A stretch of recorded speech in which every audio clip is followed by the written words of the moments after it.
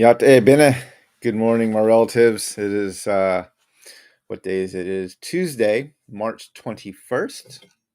Sitting down with my second cup of coffee, and I wanted to have a discussion about a few things rolling around in my brain this morning. One is President Obama's book that he came out with about a year ago or so, maybe 2 years ago, called A Promised Land. Also want to talk about the issue of moral wrongs, and then a brief discussion about the importance of hunting our news as compared to being fed it. But before I begin, let me do as I always do, which is acknowledge that I'm speaking to you from the land of the Piscataway. The Piscataway are the hosts of the land where I'm living. They're the original inhabitants of these lands. The area is now called Washington, D.C., but I want to honor the Piscataway as the indigenous hosts of these lands. I want to thank them for their stewardship of the land. And I want to just state how humbled I am, as I always am, to be living on these lands today. Yate Shantina, thank you for joining this morning. Welcome from Virginia. Good to have you here. Thank you for everyone else who's on this morning, quickly becoming afternoon here on the East Coast session of my second cup of coffee. Before I get into some of the things I wanted to talk about, I first wanted to just talk about some of my foodie tendencies. If you follow me online, you know that I love to show photos of foods, not only that I eat at restaurants, but that we cook here at the house. And I've been especially proud these past for a while now, as our kids have actually taken to really working hard at learning how to cook and doing some incredible jobs cooking meals for our family. Our son has done that for a number of years. Our daughters love to do it as well. And you may saw this on social media, but last weekend, my daughter, our youngest daughter, wanted to cook salmon for us. And so she gave me the list of ingredients that I needed. I picked up the small potatoes, the asparagus, some salmon, and she made this meal. And then the next night, she made pumpkin pie, and she wanted to make some pumpkin pie. And we had a can of pumpkin in the cupboard, and so she was cleaning out the cupboard and saw it there and said, "Oh, I want to make some pie." And so that night we had homemade pumpkin pie for dinner. And then last night, I put this up on my social media, where I made some Texas style barbecue pulled pork. Had been cooking it pretty much all day in the crock pot, and then made some macaroni and cheese, homemade macaroni and cheese to go with it. Yeah, so I love posting these pictures. I will admit, I am kind of a foodie. I like to share the foods that I'm eating. I like to take good pictures of it, but I'm also doing it for some other reasons. One of the things that we've done as a family is we use an app on our phones, the Microsoft To Do, and maybe I started doing some more intentional cooking in our family. My wife is working full time and has a very busy schedule, and my schedule is a lot less busy. And especially during COVID, where I was home, I wasn't traveling at all, and I kind of took over the responsibility for grocery shopping and cooking. And I actually really like to cook. It's something I really enjoy. And so I began looking up recipes online, and then I wanted for a way to record them. So I started putting them in a list on my phone, and I would record the recipes, put them there, both the link to the website, as well as I would copy and paste the ingredients and the recipe into the app. And over the years, I began kind of modifying them a little bit, just changing them, tweaking them a little bit there, a little less spice here, a little more there, a little adjustment to the ingredients, and so we could make for the size of our family. And soon we began getting a list of about 30 to 40 recipes we had in our Microsoft To Do app. And we shared it as a family. I gave all of our family members access to it. And so each week I would go through and pick out the foods I was going to cook that week, and then I could get my shopping list together.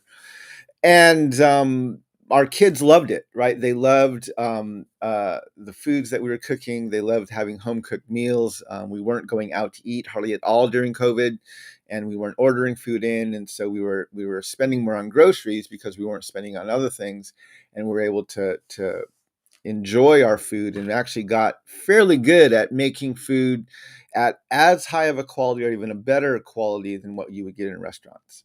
And had a lot of things we would make, homemade clam chowder, barbecue pulled pork, barbecue spare ribs, mashed fried chicken, just you name it. We had a whole list of menu items we wanted.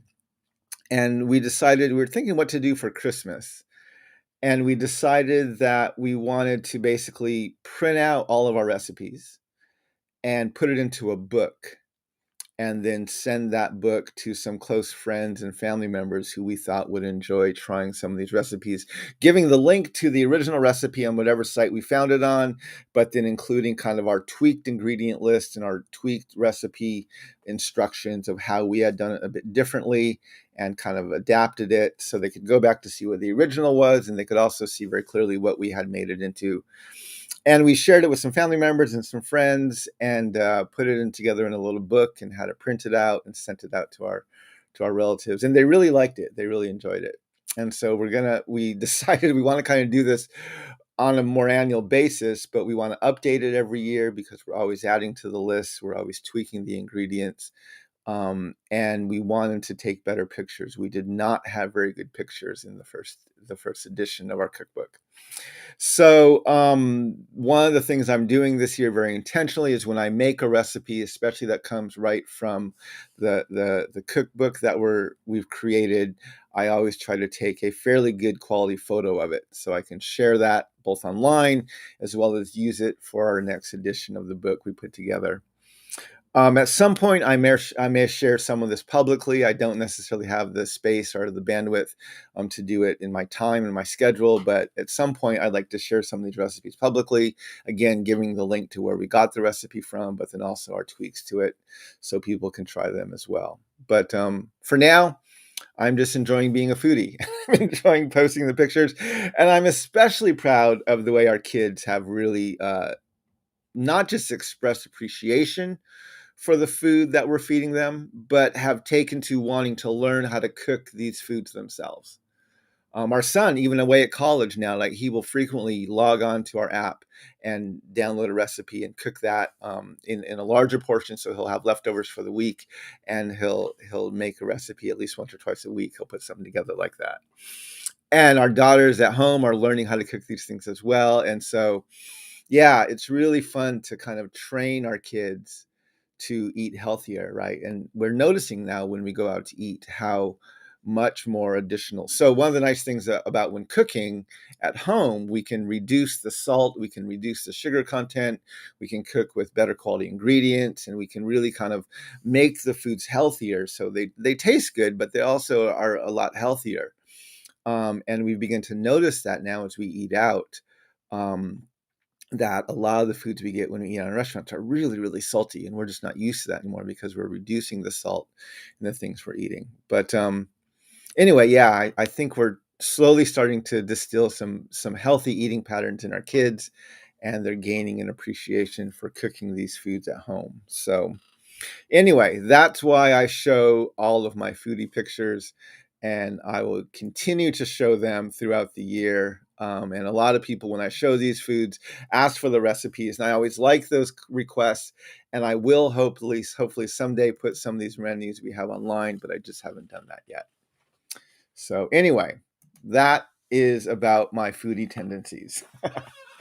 Now, I want to talk briefly about some other topics. As I've said earlier, one of the books I'm reading through, and I say reading lightly because I'm actually discovering and enjoying the beauty of Audible.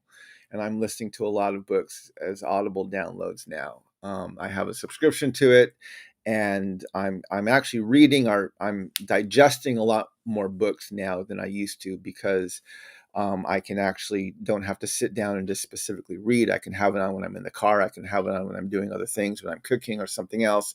And I just have the book on in my headset, and it's able to let me get through a lot more books than I've been doing frequently or recently. And so I'm really enjoying it. And I'm going through President Obama's book that he published just after he got out of the White House, and it's called A Promised Land. Now, I resisted reading this book for a long time because of the title, right? Um, if you follow my work on the doctrine of discovery and all this stuff, I talk about the dysfunctional theological imagination of our nation and how the myth of our own exceptionalism, our nation's exceptionalism, is rooted in the co-opting of Old Testament Israel's understanding of promised lands, which not only allows this nation to claim a manifest destiny over Turtle Island, but it allows this nation to be justified in its acts of not only enslavement, but also genocide. And so when you have a Black president who names his book A Promised Land, right? When you hear what I talk about with the trauma of white America and how you need to tell white men, if you want them, especially white men, if you want them to support or finance you or vote for you, you have to affirm their myth of their own exceptionalism. And so if you're a Black president who is a threat to the white establishment just because of the fact that you're Black, one of the ways to soften your menacing reputation is to smooth it over by titling your book A Promised Land. And I was not thrilled at all with President Obama naming his book that, titling his book that. I also was not thrilled with, over the course of his presidency, how he went from really challenging the myth of American exceptionalism to actually fully embracing it.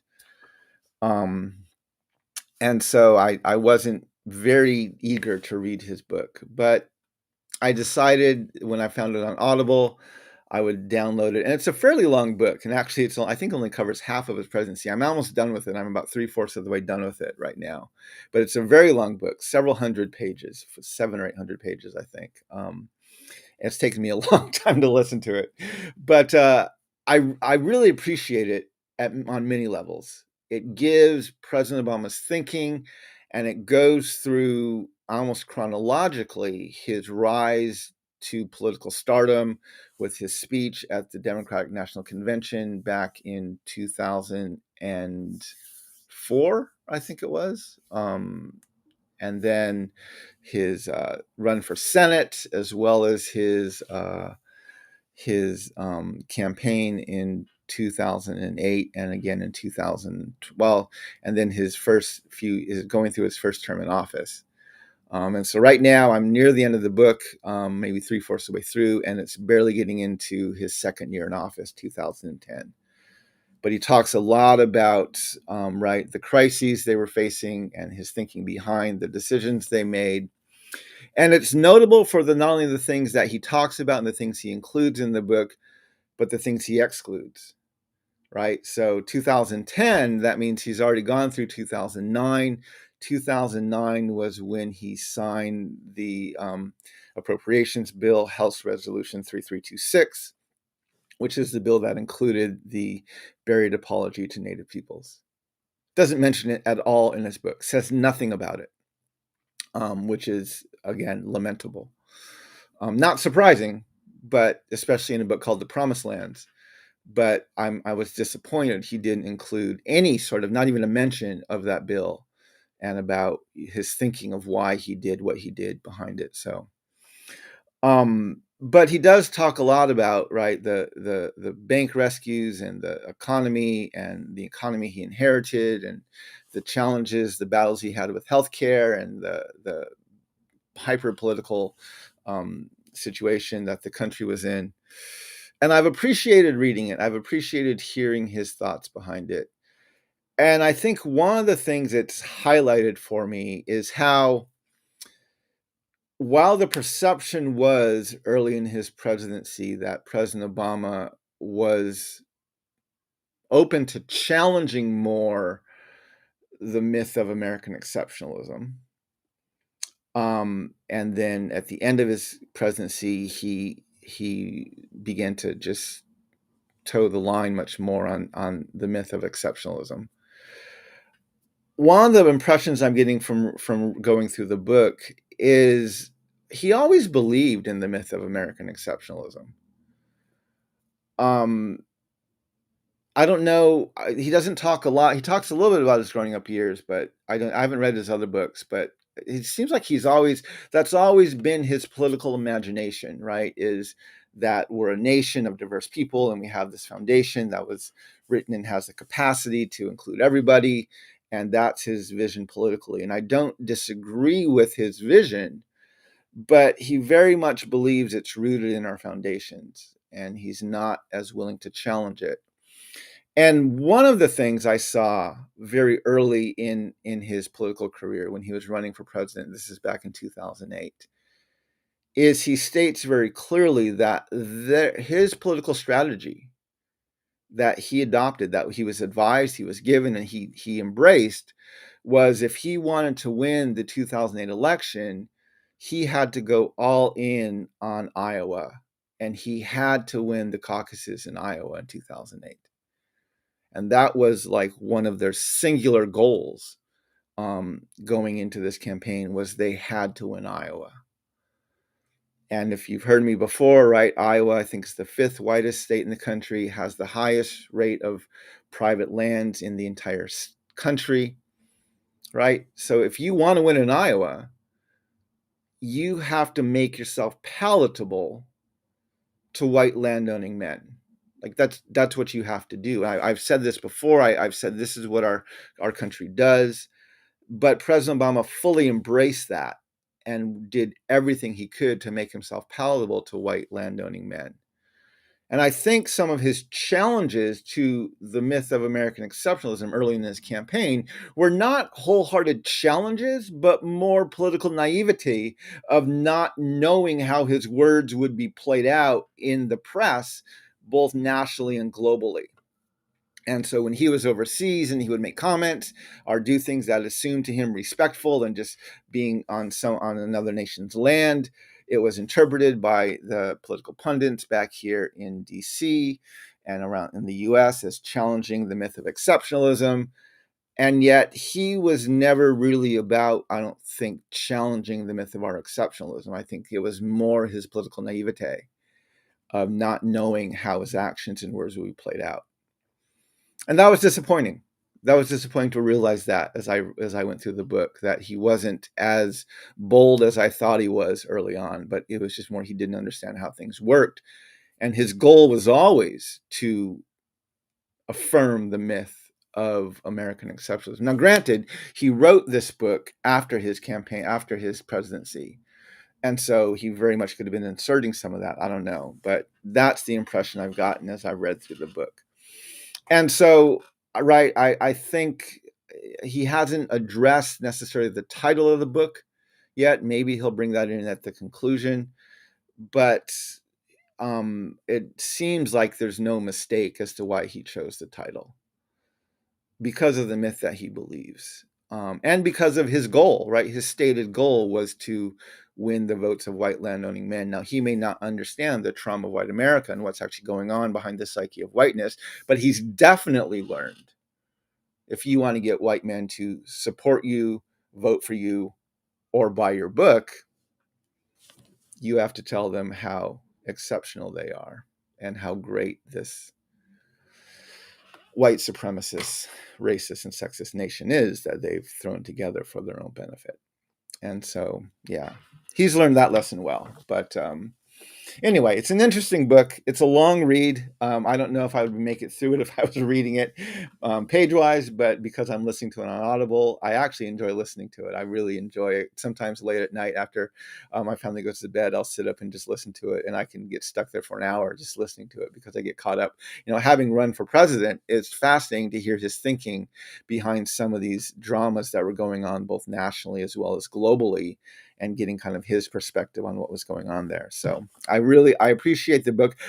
In many ways, there's a lot of things I respect about President Obama. There's a lot of things I think he did right. I'm just repeatedly disappointed in how he made the choice politically very early on that he was not going to make both his campaign or his presidency about being Black and about being a racial minority. And so he actually intentionally avoided those dialogues, those confrontations, and those challenges.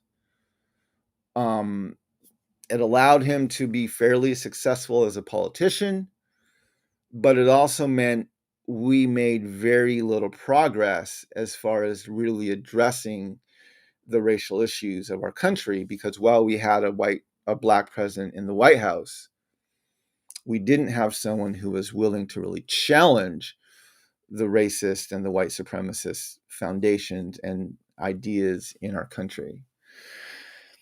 And so, but again, that was never his intention, which is disappointing. But as a politician and someone who was just being president, I think there's a lot of things he really did well and a lot of things he fought for that were very good. I'm disappointed he didn't address the other issues that I think he probably could have and should have, given what's been going on in our nation. Anyway, those are my thoughts about A Promised Land. I will definitely share some more after I finish the book. But those are the thoughts I have right now. The second thing I want to talk about just briefly is the idea of moral wrongs. Last night over dinner, we were having a discussion with our daughters, and one of our daughters said, she asked me a situation that they were reading about, regarding the genocide in Rwanda. And she was describing a situation where there was a beating by military going on in front of someone's house, and someone was literally almost being beaten to death. And the occupant of the house, who had his family in there, chose not to go out, but to stay inside the house. And the question that they were being asked, or the students were being asked, was that morally wrong? Was it morally wrong for him to stay in? Should he have gone out, or did he make the right choice? And my daughter had been pondering that pretty much all day, and she brought it up at dinner, and we kind of talked about it.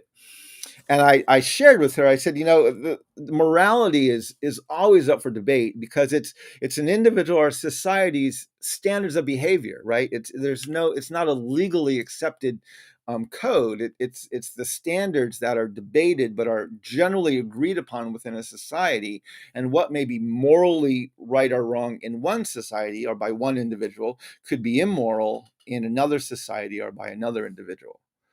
And especially in a very diverse, pluralistic, polarized nation like we have, right? The question of morality is always up in the air, because again, what one group of people may call a good guy with a gun taking a life in a shopping mall may be identified by another group of people as this is just another example of white supremacy and racism. Where we don't hold white people accountable for taking lives in a mall with their guns. And so again, I said to her, I said, you're not going to get a right or wrong answer. There's no right or wrong answer to this question. You have to support your answer with evidence of like why you feel this is moral or why you feel it was immoral, right? Was the guy right to stay in his house and protect his family? Or was he obliged to go out and protect this innocent life, or this life of a stranger who's being beaten almost to death, or probably to death in front of his house?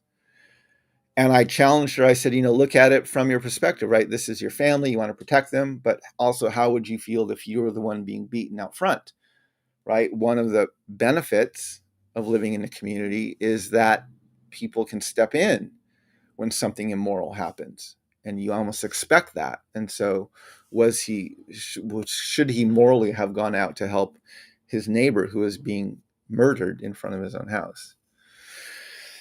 And again, so I don't know how she's going to answer. She had to give her answer in class today, but it led to a good discussion. It led me to it prompted some more thinking, which we went on to discuss later throughout the evening, about how so much of what we're seeing today, right, is people or different groups trying to elicit or even invoke moral outrage.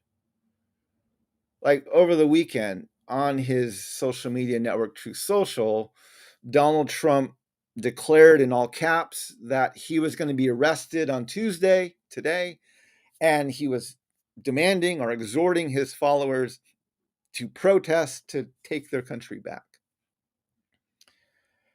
And I was pointing out, I said, yeah, this is someone who has a very clear sense of their own morality. And I'm fairly convinced Donald Trump knows that what he did with paying off Stormy Daniels and others during the end of his campaign, he knew that was wrong. I'm fairly sure he knew that was wrong.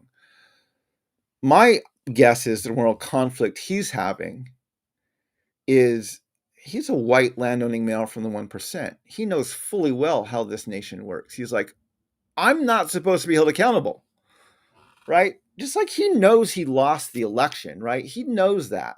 He's well aware. Everyone around him knows he lost the election. Fox News knows he lost the election, but they keep on, right? Tucker Carlson knows he lost the election, but they keep on spouting his craziness because it makes them money. That's what they're doing. And so they're trying to create moral outrage by showing these videos or making these statements, right? Because they know it can be debated. And if they can make their side angry enough and agitated enough, they know they can get protests and get things happening, which can end up impacting what happens in the courts and in the police system, right? Our nation is very prone to the sway of public opinion, right?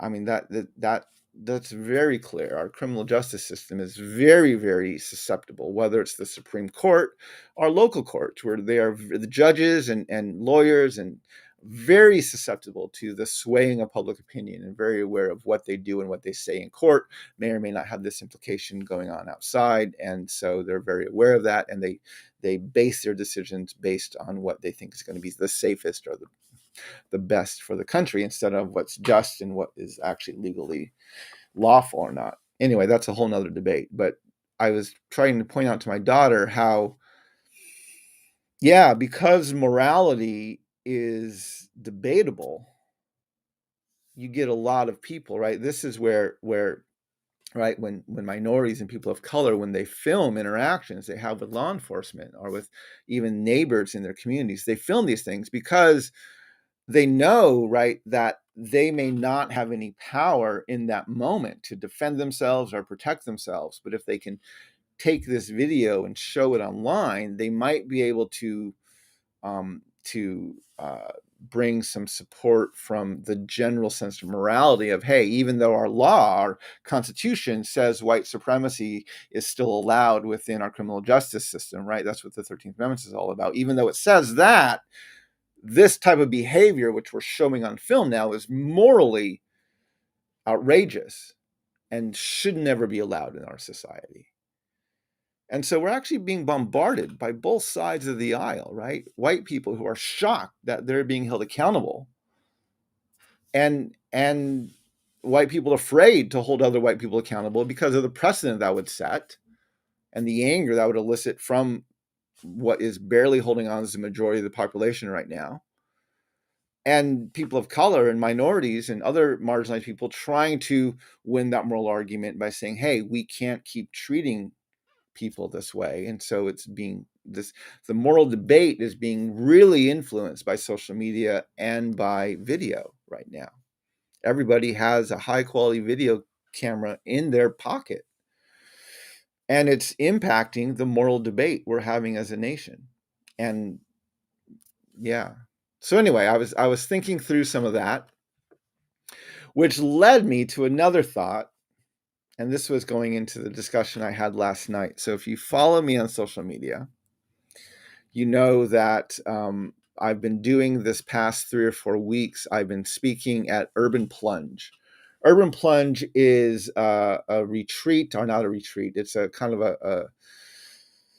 I don't know what else to call it. It's a gathering of students from InterVarsity, which is a Christian campus ministry, and students sign up over their spring breaks to come to DC and to learn about some of the systemic injustices that are going on in our nation's capital, both in marginalized communities as well as just in general in our country. And a good friend of mine helps lead that every year here in DC. And when we moved here, her name is Kate Denson. And when we moved here in 2015, she knew my work on the Doctrine of Discovery and asked if I would be willing to address the students about the Doctrine of Discovery and its impact, its ongoing dehumanizing legacy within our nation and in our foundations. And so I've been doing this now for 7 or 8 years. And I really love it. I love doing this. It gives me a chance to have a very engaged audience of young people who are already engaging in issues of systemic injustice and racial inequality, and seeing it in the cities around them.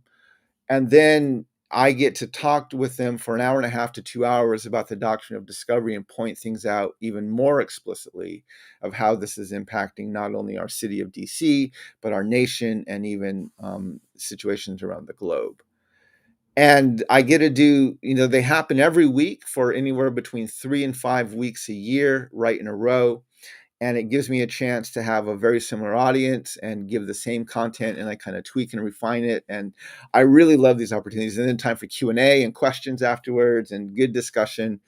Um, and so this year I've been doing this now. This is my third week, and this year it's a bit shorter. They only have 3 weeks scheduled, so this is the last week. Last night, we had a group of about maybe 15 to 20 students, mostly from around the area, usually around the DMV, the University of Maryland, and a few other nearby campuses.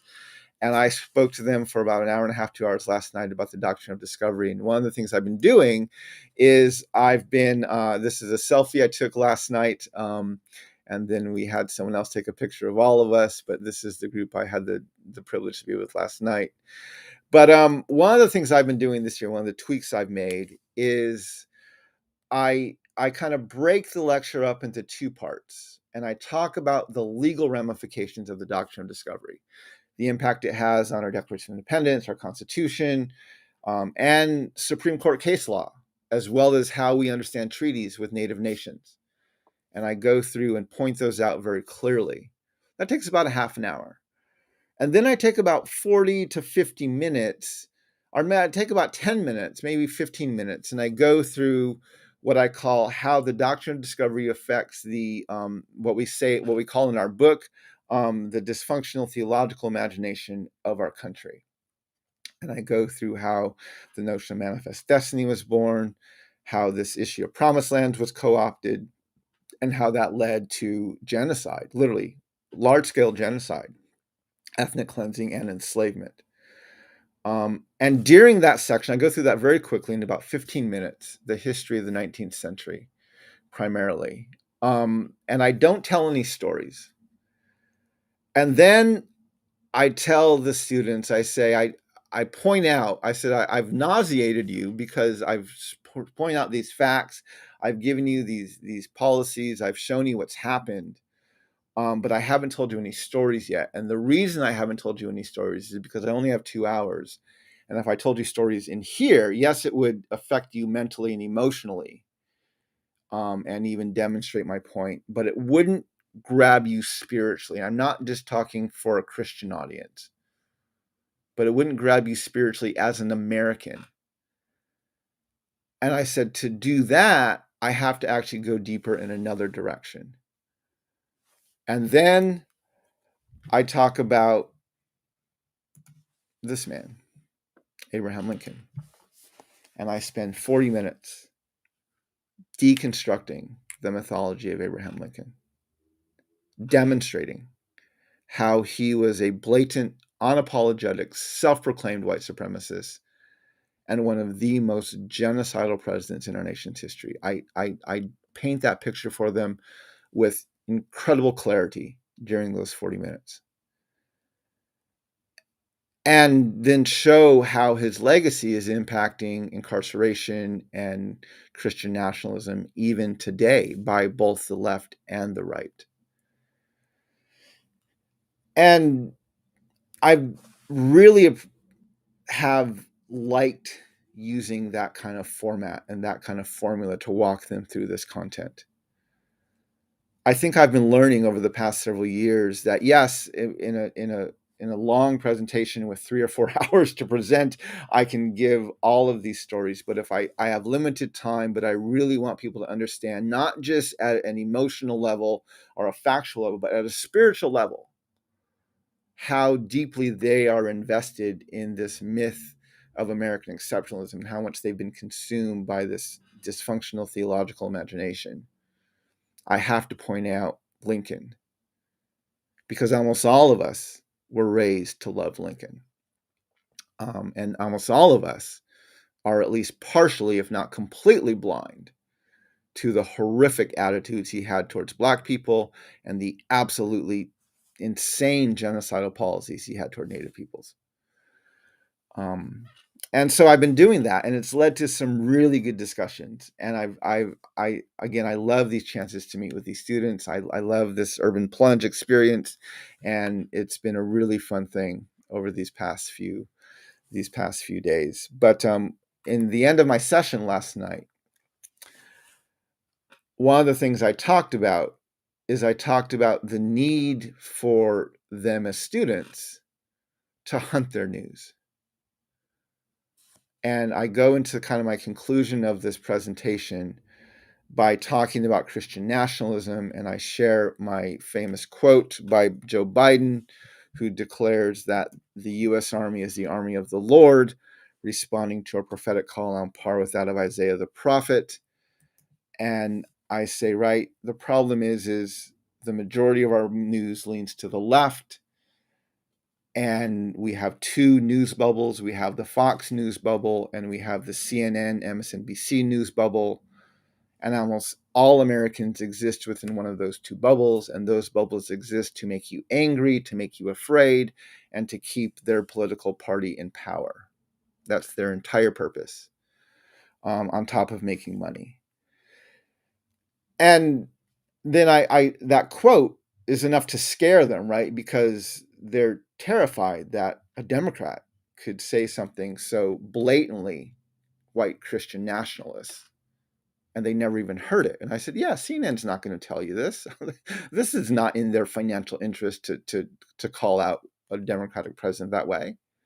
And Fox News doesn't have the theological acumen to point this out to you. They're not going to understand what he's saying. They're just going to rah, rah, rah, whatever, just fight or oppose or rah, rah, rah, whatever their party's saying. And they're not going to give you this either. And I said, you have to be able to filter this yourself. And if you're getting your news from a Fox News bubble or a CNN news bubble, you're not going to be told these things. Well, now, again, I'm talking to college students. I'm like, most of them are not going to be watching Fox News or CNN. And I said, so you think you're safe, right? Because you're not watching these news bubbles. You're getting your news from your social media streams, right? And I said, that's worse, because you're getting the same arguments, but you're getting them like mainlined into your blood vessels by these extremely partisan right or left wing news sources who don't even understand the issues themselves. And they're not only are they trying to make you afraid and angry, but they're screaming at you in the process. And I said, if you're getting your news through these social media news feeds, right, you're beyond, you're like at the core of these bubbles. If you're letting these massive media companies dictate what you consume as your news. And so one of the things I challenge the students to do is I say, you have to become hunters of your news instead of consumers. You have to stop being fed news, and you have to hunt your news. You have to go to different news websites and read what their headlines are and read what their other stories are. And you have to get different perspectives on the news from the left and the right and the center. You have to look at it from international and domestic news sources, and you have to process all of this. And again, almost once a year, I do a second cup of coffee talking about news and about the need to hunt our news instead of consume our news. And one of the sites I share frequently is this site and this graph by Ad Fontes. It's their media bias chart, which I use this very frequently in my work. And I subscribe to this site. I get monthly updates from them. I have access to all of their analysis. I'll actually put a chart or a link to them in the thing here. But yeah, I go through this, and I encourage people to look at the bias of your media and where you're getting your news from. And now they rate podcasts, they rate television shows, right? They rate news websites. I mean, they have a very comprehensive bias chart that they go into. And especially when you subscribe, you can look up even down to episodes of podcasts or episodes of our articles written, and get the bias on those things. And even like what we consider our unbiased news sources, right? Our publicly funded, our really highly rated news sources like AP and NPR and PBS, right? Even all of these outlets lean to the left.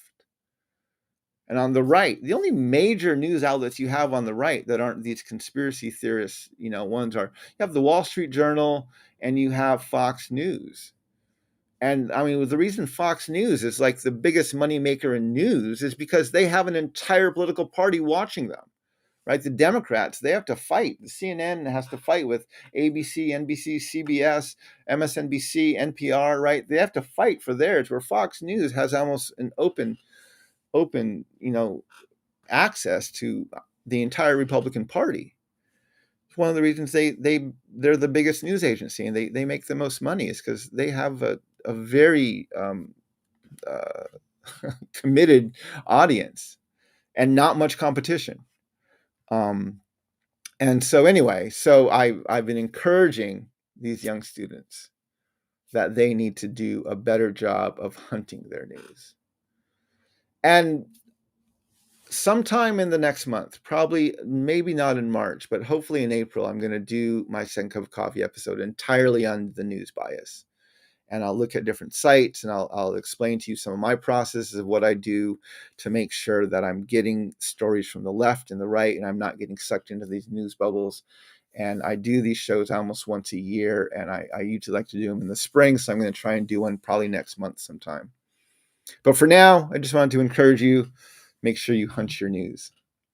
Now, the last thing I want to just talk about is there's a few things, a few podcasts that have come out recently, and I want to share them online. I just did an episode with a podcast called Faithful Politics. It has two people coming from the left and the right trying to have discourse politically, and they had me on their podcast. They have both a YouTube channel as well as an actual podcast. It's the same content, but I put the links to both the YouTube channel and their Apple Podcast link there.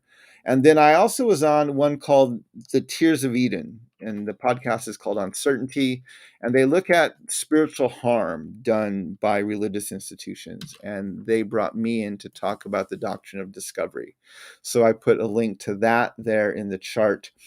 And then this weekend, I'm traveling to New Hampshire, actually to Hanover, New Hampshire. And I'm going to be right on campus at Dartmouth. There's a church there at Dartmouth. The Church of Christ at Dartmouth College is hosting an event with me this Sunday, on the 26th, where I'll be talking about the doctrine of discovery. It's an open public event. They are asking that people register for it. So let me share. Here's the graphic that has the details in there. It's going to be Sunday, March 26th at 3 p.m. at the Church of Christ at Dartmouth, which is 40 College Street in Hanover, New Hampshire. And they're actually even asking people to register. And here's a link directly to that registration form that they have if you would like to go there. But if you would like to attend, I will be there on Sunday. And also, I'm going to be preaching at a church on Sunday morning. And I forgot to get the name of the church. Let me look that up really quick. But I will be preaching at a church on campus at right at Dartmouth College in Hanover on Sunday morning. And the church I'm going to be at is that same church. It's the Church of Christ at Dartmouth. And their service starts at 10 a.m. And so if you want to come to the same location, you can come to that church service at 10 a.m. that morning. And I'll be preaching there. And then in the afternoon, I will be doing my presentation on the doctrine of discovery. So yeah, it's going to be a short trip. I'll fly up Saturday morning, fly back. Actually, my daughter's going to come with me, and we're going to look at Dartmouth College, our Dartmouth University, the next day on Monday because she's interested in attending there when she goes to school. But yeah, so we'll be out there for a couple days. But I'm looking forward to being on the road and speaking this weekend near Dartmouth in Hanover, New Hampshire. Anyway, that's everything I got, my relatives. A little bit longer for a cup of coffee, but I very much enjoy this time to sit together and chat. I hope your cup of coffee is as good as mine has been. I hope you find some of these thoughts helpful. And yeah, you can catch this podcast. Not only is this on YouTube and my Facebook channel, but we're now uploading it to a podcast website, and we're on Spotify, we're on Apple Podcasts, we're on Android, Google Podcasts, and on all the major podcast sites. We have episodes going up there now too, so you can join that as well. But yeah, my relatives. Let me see who's in the chat here before I sign off. But it's good to have all of you here. I see Frackle was here and Aurora was here. Mr. Phil Fox, Abina, Tanya was here. Hello, my relatives. Paris, thank you so much for joining today. But it's good to have all of you on here. Walk in beauty, my relatives. And may we all learn how to walk in beauty together. Shahat and Hakonet.